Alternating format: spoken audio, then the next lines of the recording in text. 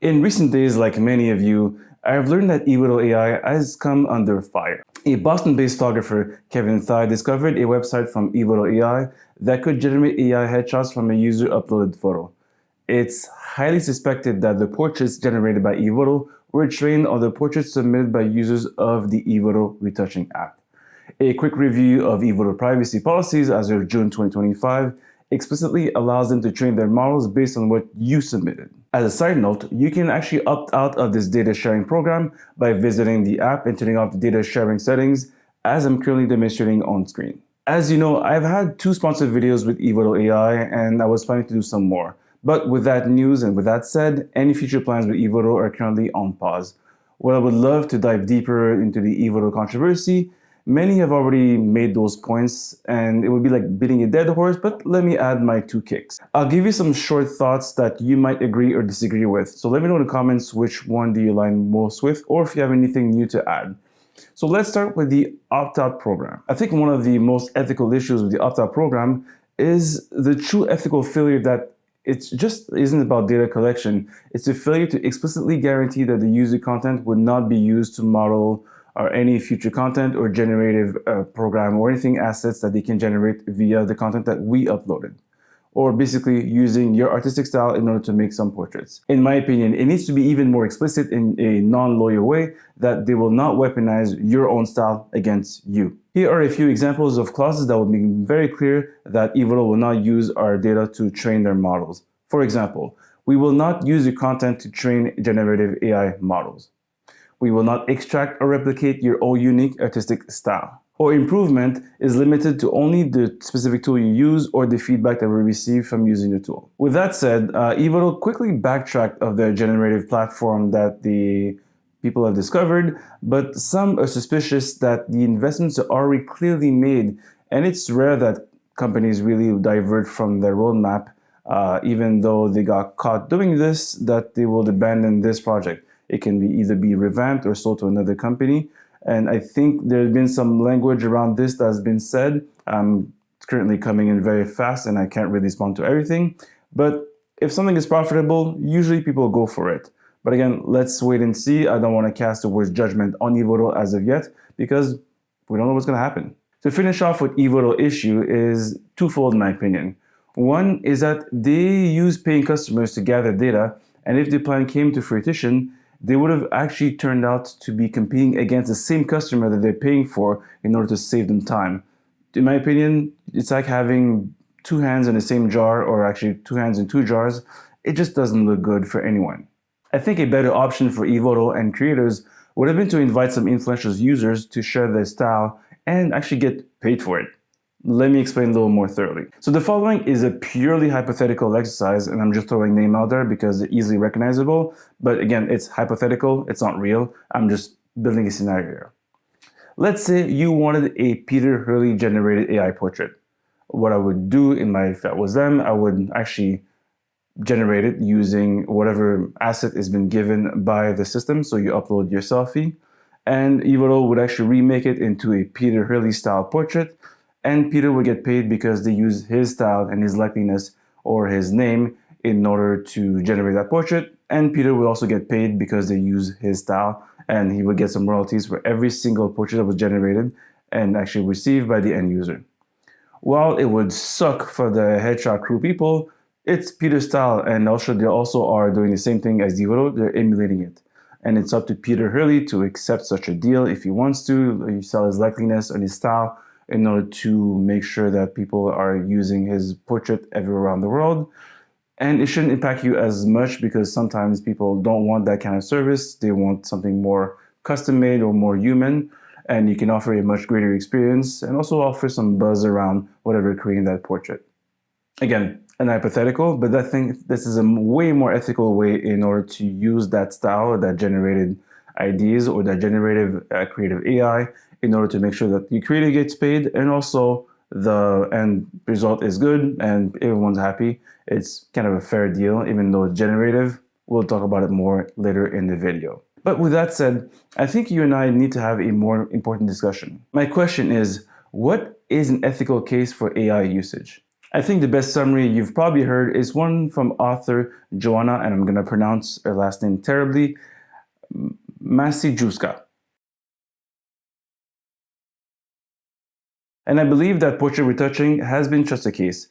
Portrait retouching, while a few years ago was actually tedious and it was really difficult and actually very expensive in the amount of time, it was made quite easy by software like Retouch For Me and EVOTO. They made your photo look pro in seconds without having the hassle of doing it yourself and spending hours on doing it, which is a win-win for everyone. It's a tool to augment your work. And if you don't want to take my words for it, fine. But even a master retoucher like Pratik Naik even admitted himself that the reality of touching has changed in the last few years, and he had to adapt himself to the new reality that is automated tools.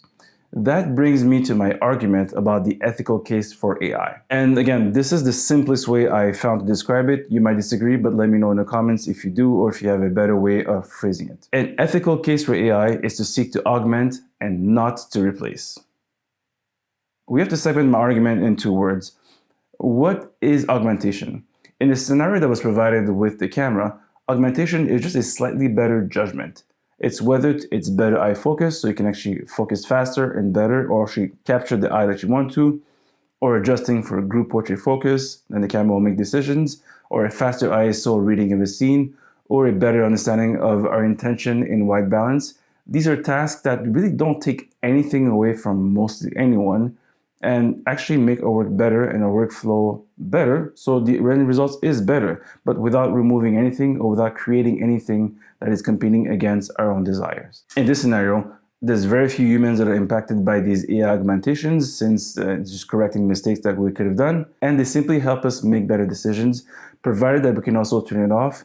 And if we don't want to rely or lean on those tools, they are not always present, and we can actually turn them off if we want to. So that is the groundwork for my case of what is an ethical use of AI for photography or for art in general. Because I think the next point is where we'll begin to have some issues. And I think mainly the problem comes from generative AI, while the impact is felt thoroughly. I don't know about you, but the icky feeling of replacing a background with some completely fake generative AI is a huge issue. There's a sense that I didn't really pursue the truest form of my art, and I let machines decide what, or actually do the creative work that I should have been done myself. Generative AI feels dead. I can't find the story or the struggle behind creating this piece of art other than sitting in my desk chair and prompting stuff on a platform, which is boring. There are no struggles. There is no complex problem solving that is actually fun to work through and then discover. And it's the easy way out. It just lacks a human touch, and our story is about struggle, and there's none of them. But to go back to a useful case, in that production actually environment, AI though is actually very useful to fix mistakes that occur during any production. An example, I am terrible for audio, and I use it from time to time to save my poor skills or just really unsavory conditions that I had to deal with while shooting some video for clients or for myself. So the question is that within my ethical boundaries? I do believe so, but I also understand that my skills need some refinement in order to lean on those tools and get a better product in, to not rely on AI to do some stuff that I could just be done in camera, which is always the goal in my opinion. The case of EVOTO though is the complete opposite, is that they were using you as a platform to build another platform, which is a bit problematic. And as I'm seeing in news, as you can see on screen, more and more studios are beginning to ban generative AI from their projects, even as a way to generate ideas. And movie directors are absolutely against it. I'm thinking here Christopher Nolan and Denis Villeneuve, which are absolutely against it.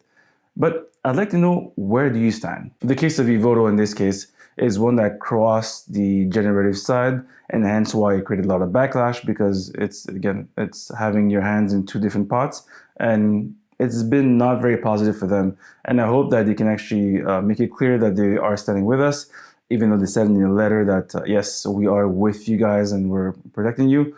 I just want to see clear examples so that we can actually move forward, because I believe that EVOTO, I've seen him in many small conferences and they've been great for creators like me, and also they probably helped you with saving tons of time. It's just that the threat of having this platform, the generative AI platform, based on your data was not a great thing. But I hope that they bounce back and then they get to be an awesome partner for us in the future. So I want to thank you for watching my quick thoughts on this discussion and also participating in that conversation. It's important because I know for a fact that companies are looking at what you guys are saying and also reflecting on what the policies they'll adopt in the future. So whatever you say in the comments is really helpful to guide them into understanding how we feel about them and how impactful it is to either use or not use the platform based on the language. So do let them know what you think. Also, let me know what you think in general about this issue. Subscribe if you like this video, and I will talk to you in another video. Cheers.